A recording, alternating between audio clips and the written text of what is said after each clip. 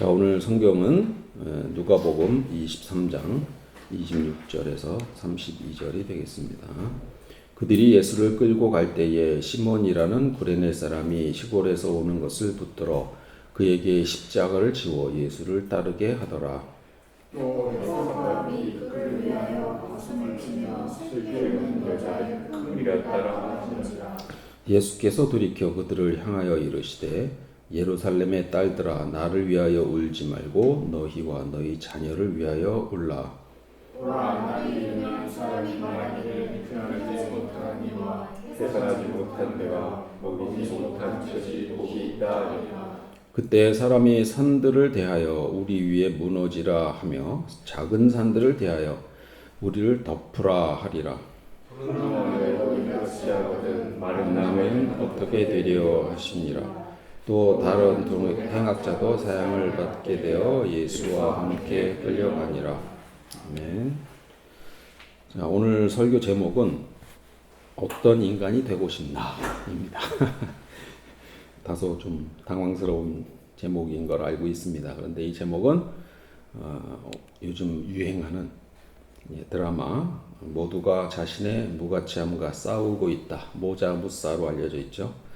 여기에서 영감을 얻은 제목입니다. 드라마 중에 이런 장면이 있었습니다.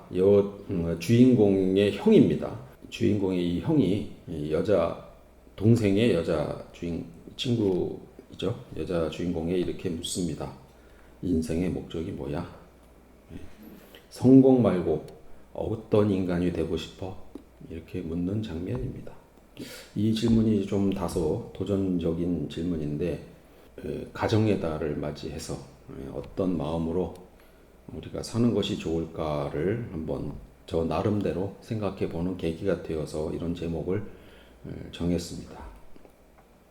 먼저 오늘 본문을 좀 보도록 하겠습니다. 이미 잘 아는 내용이시지만 그래도 정리하는 차원에서 오늘 본문이 어느 맥락에 있는지 잠시 요약을 해보도록 하겠습니다.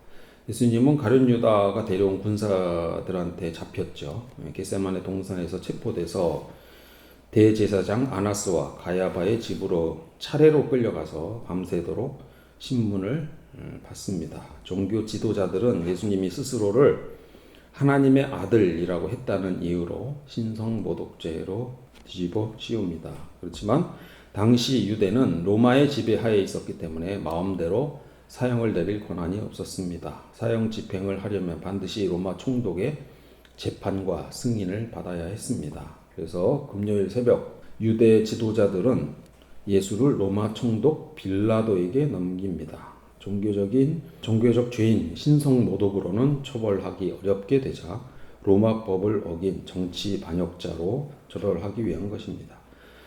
백성을 선동하고 세금을 내지 못하게 했으며 스스로 왕이라 칭했다는 내용으로 고발합니다. 빌라도는 신문 끝에 예수가 무죄라고 선언합니다. 그렇지만 예수의 출신지가 갈릴리라는 사실을 알게 되면서 마침 예루살렘에 머물고 있던 갈릴리의 영주죠. 분봉왕 헤롯 안디바에게 책임을 넘깁니다. 재판의 짐을 벗으려고 관할권을 통치자한테 넘긴 거죠. 그러나 헤롯조차 별다른 혐의점을 찾지 못했고 예수를 다시 빌라도에게 보내게 됩니다. 빌라도는 재판을 제기합니다.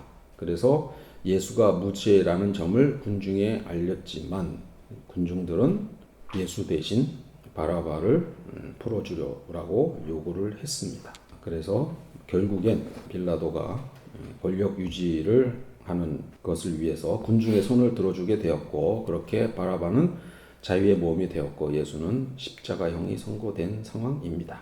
사형 선고가 내려진 뒤에 로마 군인들은 예수를 관정으로 끌고 가서 가혹하게 대했습니다. 자줏빛 옷도 입히고 가시금도 씌우고 유대인의 왕이라고 이렇게 조롱합니다.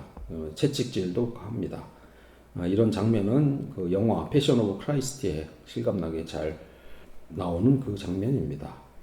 그 모진 매질로 이미 몸과 마음이 모두 지친 상태에서 예수님은 처형지인 골고다로 향하기 위해 무거운 십자가를 메고 밖으로 나옵니다. 오늘 본문은 이 고난의 순간을 배경으로 합니다. 26절은 이렇게 시작합니다. 그들이 예수를 끌고 갈 때에 시몬이라는 구레네 사람이 시골에서 오는 것을 붙들어 그에게 십자가를 지워 예수를 따르게 하더라. 아무 영문도 모르고 시골에서 올라온 사람입니다. 갑자기 붙잡혀서 예수의 십자가를 대신 지게 합니다. 예수의 십자가를 대신 지게 한 것은 예수가 본인의 십자가를 제대로 지지 못했을 가능성이 높죠. 그래서 대신 지게 한 것입니다. 로마 군인들은 현지 주민들을 강제로 징벌해서 이런 노동을 시킬 수 있는 법적 권한이 있었습니다.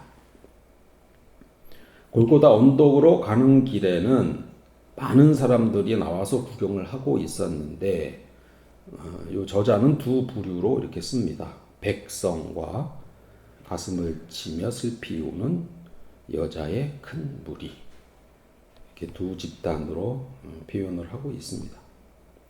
백성은 그냥 구경꾼 정도로 생각할 수 있을 것 같습니다. 남자들은 이미 도망갔거나 멀리서 지켜보는 상황입니다. 여자들은 그냥 여자들이라고 표현하지 않고 여자의 큰 무리라고 쓰고 있습니다. 많은 여자들이 따랐다는 얘기입니다. 여기에서 여자들은 더 당당하고 남자들은 비겁하다 이렇게 생각하기 쉬운데요. 그렇게만 볼 수 없는 지점이 있습니다. 그 이유는 가부장제의 역설인데요. 로마 제국과 유대 사회는 철저한 가부장제 사회였습니다. 이 구조 속에서 여성은 정치적 권리나 법적 주체성이 없는 존재였습니다.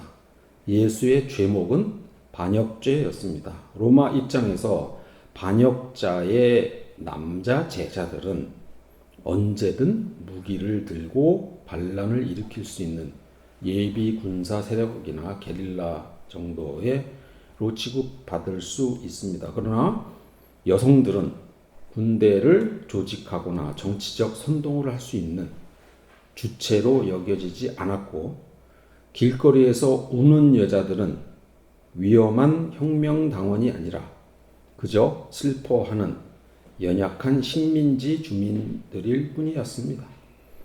여성들의 추종은 로마의 권력에 아무런 위협이 되지 않는다고 판단한 것입니다.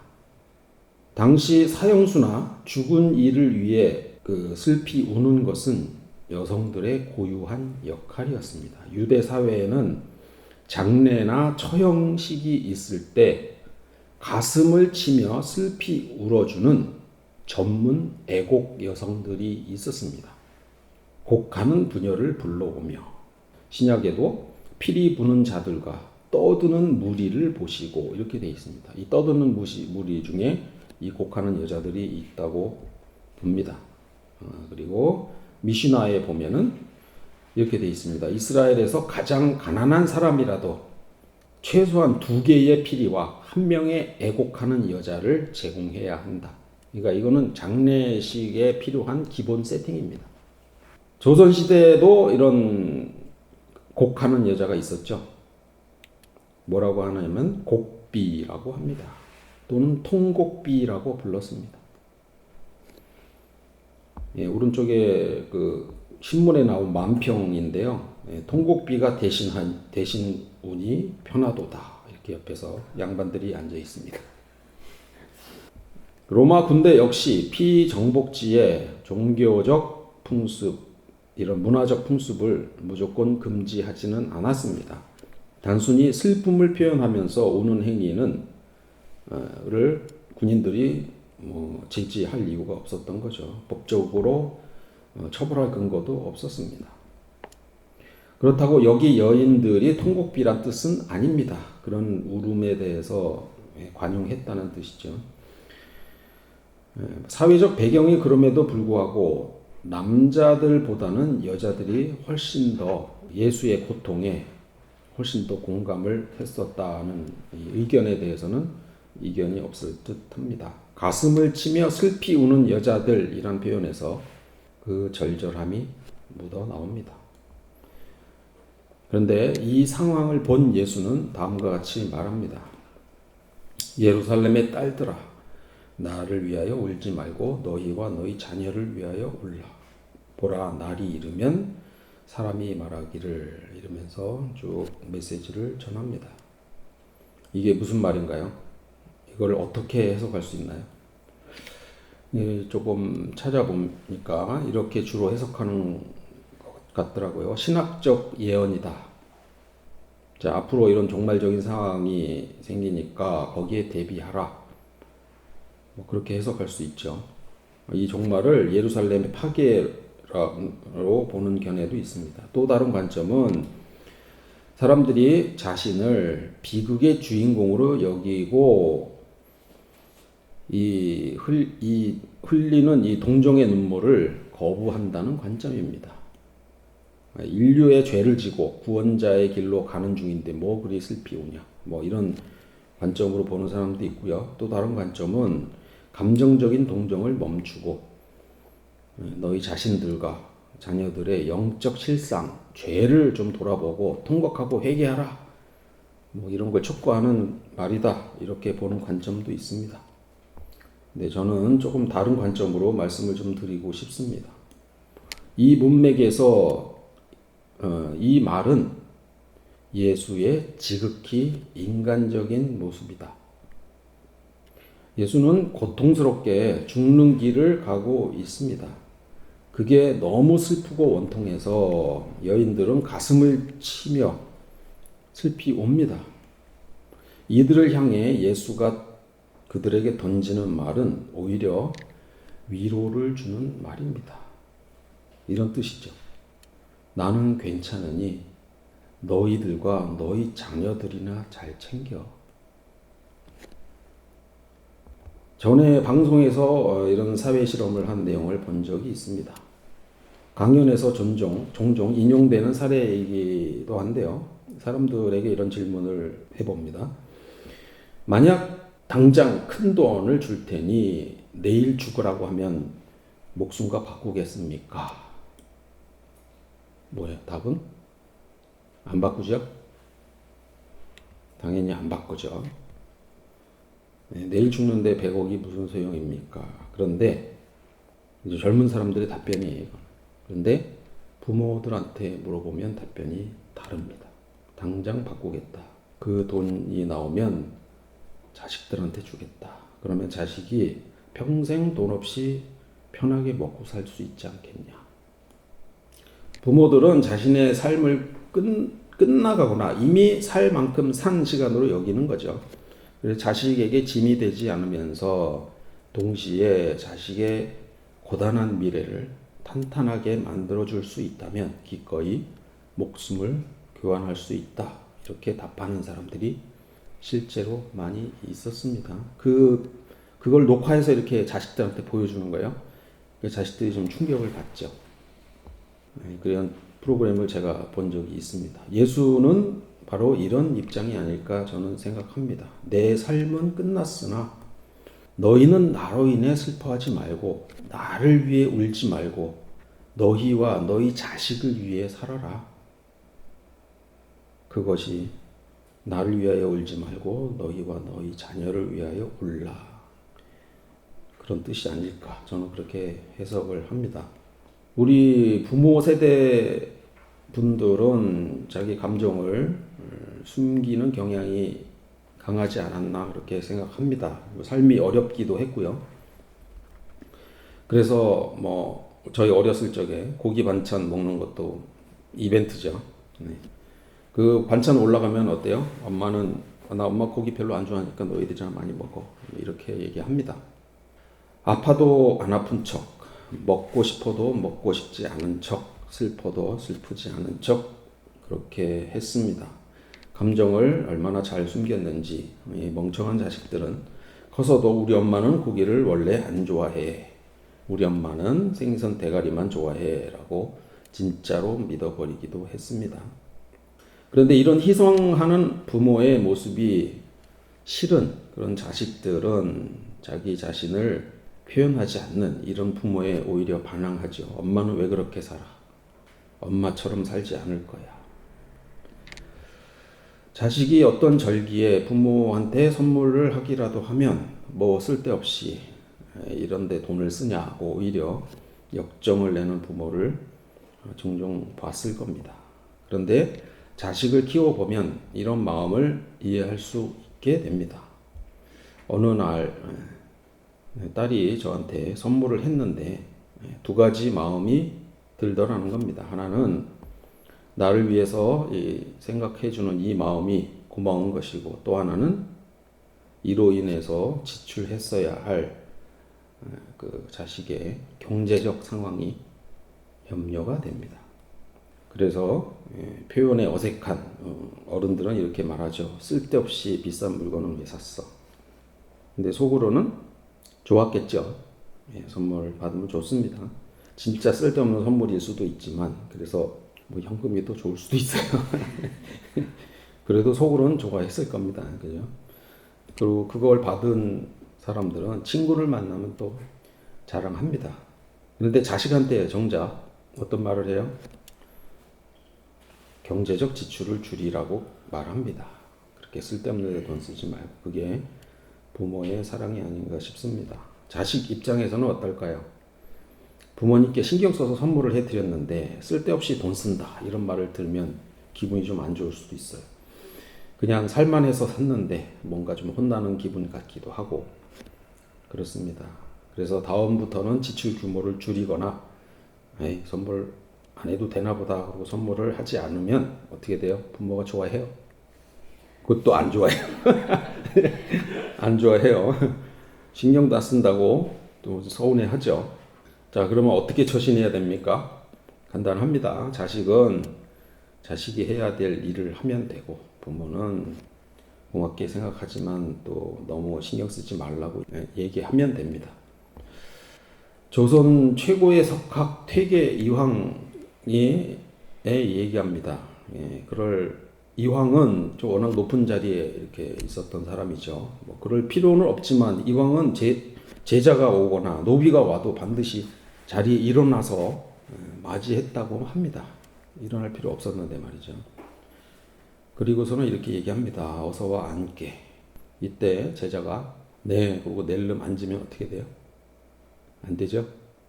스승이 앉기 전에 앉으면 안 될 것이고, 그 자리에서 큰절을 하거나 예를 갖추어야 합니다. 퇴계가 몸을 이렇게 일어서서 맞이한 것은 상대를 한 인간으로 존중하는 스승의 태도였고, 제자는 스승이 자신을 낮출수록 더욱 몸을 낮추어서 제자의 도리를 다해야 한다. 뭐 그런 얘기가 됩니다. 삼사삼양이라는 말이 있습니다. 세 번 거절하고 세 번 양보한다라는 뜻입니다. 조선 시대 얘기죠. 지금은 뭐 이렇게까지는 안 하는데 선물을 주거나 관직을 제안할 때 그냥 낼름 받으면 안 됩니다. 그래서 예를 들면 이런 겁니다. 귀한 선물을 어떤 사람한테 가져옵니다. 그러면 그 사람은 내가 이토록 과한 선물은 받을 수 없네 라고 겸양해야 됩니다. 아, 그러십니까? 그럼 다시 가져가겠습니까? 네, 큰 결례죠. 그러니까 받는 사람의 예고, 주는 사람은 그럼에도 불구하고 제 정성이니 제발 받아달라 이렇게 말하는 것이 이해가 됩니다. 상대가 거절의 미덕을 발휘할 기회를 주기 위해서 나 역시 간청하는, 받아달라고 간청하는 이 미덕을 포기해서는 안 되는 것입니다. 내가 타인의 선을 넘지 않는 것 못지않게 상대가 허용해 준 울타리 안에서 예의를 지키는 것 역시 깊은 지혜가 필요한 일일 것입니다. 상대가 마음을 열고 공간을 내주었는데 그 배려를 가볍게 여겨서는 안 되겠죠. 그래서 그런 관계를 잘 지켜나가는 것, 그래 건강한 관계란 이렇듯이 서로 마땅히 지켜야 할 도리를 잘 지키는 것이라고 말할 수 있을 것 같습니다. 사실 당시 예수는 괜찮지 않았죠. 죽으러 가는 상황입니다. 십자가를 메고. 그런데 그 극한의 고통 속에서도 이렇게 말을 한 것입니다. 나를 위하여 울지 말고 너희와 너희 자녀를 위하여 울라.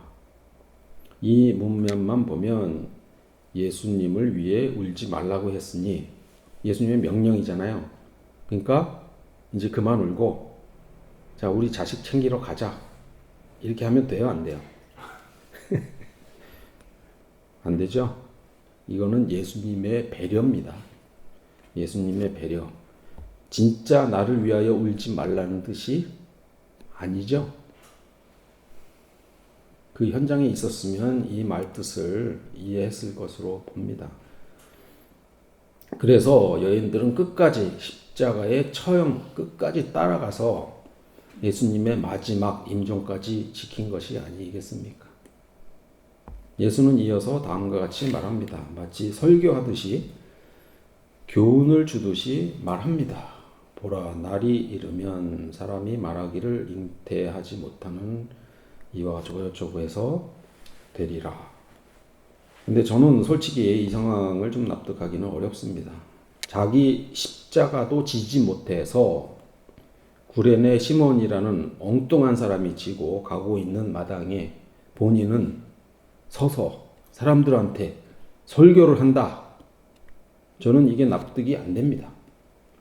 이 설교가 그렇게 중요했으면 사복음서에 다 나와야죠. 이 내용은 누가복음서에만 나옵니다. 나를 위해 울지 말고 너희나 잘 챙겨라고 이 정도는 말할 수 있을 것으로 봅니다. 이후의 내용은 충분히 의도를 가지고 저자에 의해서 삽입되었거나 윤문되었을 수 있다고 봅니다. 제 해석입니다. 다시 말하면 이것을 예언이나 회개 촉구 이런 교리적인 관점으로 보지 않고 저는 아주 인간적인 메시지로 볼 수 있지 않을까 그렇게 생각합니다. 어려운 상황에서도 제자들을 위로하는 예수의 태도를 보면서 이것이 또한 부모의 마음이 아닐까 그렇게 생각했습니다. 아까 말씀드렸듯이 오늘 설교 제목은 요즘 진행 중인 드라마 모두가 자신의 무가치함과 싸우고 있다 해서 얻었습니다. 아까 인생의 목적이 뭐야? 라는 질문에 대해서 여자 주인공 은하는 이렇게 답합니다. 저는 힘 있는 엄마가 될 거예요. 돈 있고 뒷받침해주는 배경이 있어서 힘 있는 것 말고 어떤 상황에도 흔들리지 않고 고요한 중심에 서 있는, 그래서 옆에 있는 사람도 안심할 수 있는 엄마가 될 거다. 저희 할머니가 그러셨다. 이렇게 대답했습니다. 이 여주인공 은하의 어머니는 극 중에 유명한 배우가 된 사람으로 나오는데 어린 은하를 버리고 집을 나갔었습니다. 그런 엄마가 싫었던 은하는 엄마의 반대 모습인 어떤 상황에서도 흔들리지 않고 사람을 안심시켜 줄 수 있는 그런 사람이 되고 싶었던 거였죠. 이 장면을 보고 저 스스로는 이렇게 질문해 봤습니다. 나는 어떤 사람이 되고 싶은가? 어떤 사람이 되고 싶다는 것은 사실은 제가 부족한 부분이겠죠. 이미 그런 부분이 있으면 어떤 사람이 되고 싶다는 생각도 안 할 것 같은데, 어쨌든 저는 워낙 평생에 까칠하다는 소리를 많이 들어봐서 이제 그 반대인 좀 다정한 사람이 되면 어떨까 하는 생각을 해 보았습니다. 아마 드라마에서 은하가 원하는 힘 있는 엄마는 어쩌면 다정한 엄마일 수도 있겠다 하는 생각을 해봅니다. 고요한 중심에 서 있는, 그래서 옆에 있는 사람도 안심할 수 있는 사람은 다정한 사람이라고 불러도 좋지 않을까 그렇게 생각합니다. 사실 다정함에는 강한 힘이 필요할 것 같습니다. 다정할 수 있다는 것은 사실 에너지를 많이 소모하는 일이고, 그럼에도 흔들리지 않는 그런 것이 강함의 증거이지 않을까 싶습니다. 다정한 성품의 정의를 찾아봤더니 이런 요소들이 나오더군요. 다시 말씀드리지만 저하고는 거리가 많습니다.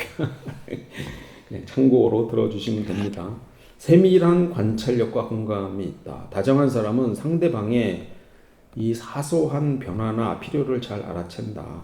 상대방이 굳이 말을 하지 않아도 피곤해 보이거나 슬픈 기색이 있으면 이를 놓치지 않고 공감하는 말, 따뜻한 말을 건넬 줄 아는 그런 능력이 있다 거고요. 두 번째, 정서적 안정감을 제공한다는 것은 함께 있을 때 긴장하지 않게 하고 편안하게 만들어줍니다. 상대가 실수를 하더라도 그럴 수도 있지 하고 포용해주고 상대를 있는 그대로의 모습으로 받아들이는 그런 여유, 심리적인 여유를 제공하는 사람이다. 언어와 행동의 온도가 따뜻하다. 말의 내용뿐만 아니라 말투와 표정에도 온기가 배어 있다. 그리고 지속성과 일관성이 있다는 겁니다. 기분 좋을 때만 잘해주는 게 아니고 상황이 어렵거나 갈등이 생겼을 때에도 기본적인 예의와 따뜻함을 잃지 않는 이런 속성이 다정한 성품의 속성이다. 이렇게 말하고 있습니다. 네, 본받을만 하죠. 네. 어려운 상황에서 예수의 말은 따뜻함과 다정함이었습니다. 내 걱정은 하지 마. 나는 괜찮으니 너희들 열심히 잘 살아. 자신의 상황이 어렵고 절망적이지만 상대방을 위해서 이렇게 위로하고 힘내라는 말을 전하고 있는 겁니다. 이 문장 안에서 저는 따뜻한 온기를 느낍니다. 자, 그런데 아무리 다정한 사람이라도 모든 사람한테 다 다정하거나 친절할 필요는 없습니다. 내 호의를 이용하고 만만하게 보는 무례한 사람들이 꼭 있잖아요. 그죠? 다정함에도 확실한 선이 필요합니다. 아무에게나 친절하면 상대에게 나를 마음대로 해도 된다는 착각을 심어줄 수 있습니다. 거절이 두려워서 남한테 억지로 맞추는 차원에서 다정한다면 그건 다정한 게 아니라 그냥 눈치를 보고 있는 겁니다. 예수님의 다정함은 무조건 다 맞춰주는 그런 다정함이 아니었습니다. 위선자들을 엄청나게 꾸짖었고 그 단호함이 사실은 진정한 단호함의 바탕이 되지 않을까 합니다. 권력 앞에서는 단호했지만 상처받은 사람들 앞에서는 따뜻한 그런 겁니다. 받는 사람 입장에서 이 다정함이란 또 아무나 받을 수 있는 선물도 아닙니다. 가족이나 같은 교인이라는 이유만으로 무조건 다정할 수는 없습니다. 드라마에서 자식을 버린 부모에게 자식이 다정할 이유가 없는 것과 마찬가지 이유입니다. 진심으로 다정해지려면 혈연이나 소속 같은 명시적인 관계의 틀을 벗어나서 인간적인 존중과 도리가 먼저 선행되어야 합니다. 상대방의 호의를 권리로 착각하지 않고 서로의 선을 지켜주는 성숙함이 필요하지 않을까 합니다. 다정함은 관계가 강요하는 의무가 아닙니다. 서로 안전하게 마음을 주고받을 수 있는 그런 사람들에게만 허락되는 그런 겁니다. 예수님은 여인들에게 다정했습니다.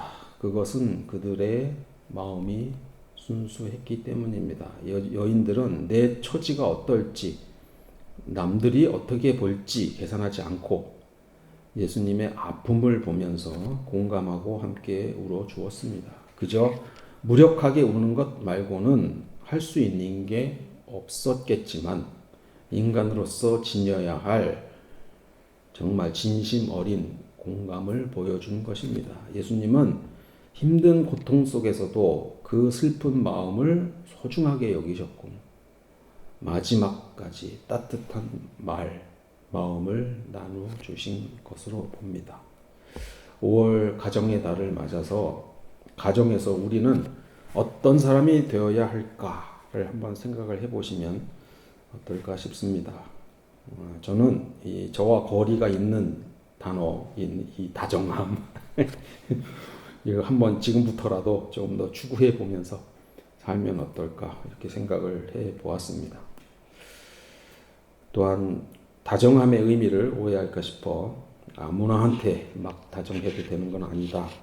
그리고 다정함의 대상이 되기 위해서는 서로의 최소한의 존중과 인간의 도리를 다 할 필요가 있다는 내용으로 정리를 해 봅니다. 오늘 본문 말씀 다시 한번 마지막으로 읽으면서 설교를 마무리하겠습니다. 또 백성과 및 그를 위하여 가슴을 치며 슬피 우는 여자의 큰 무리가 따라오는지라. 예수께서 돌이켜 그들을 향하여 이르시되 예루살렘의 딸들아 나를 위하여 울지 말고 너희와 너희 자녀를 위하여 울라. 기도하시겠습니다.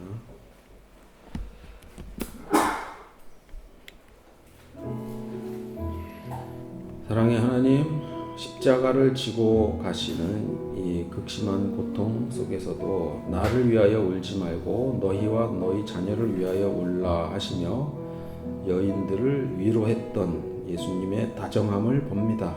5월 가정의 달을 맞아 우리 안에 있는 이 문제들을 예수님 앞에 다 내려놓게 하시고 예수님을 닮은 참된 다정함으로 우리 옆에 있는 사람들을 안심시키는 그런 복된 가정과 공동체를 이루게 하옵소서. 예수님 이름으로 기도드립니다.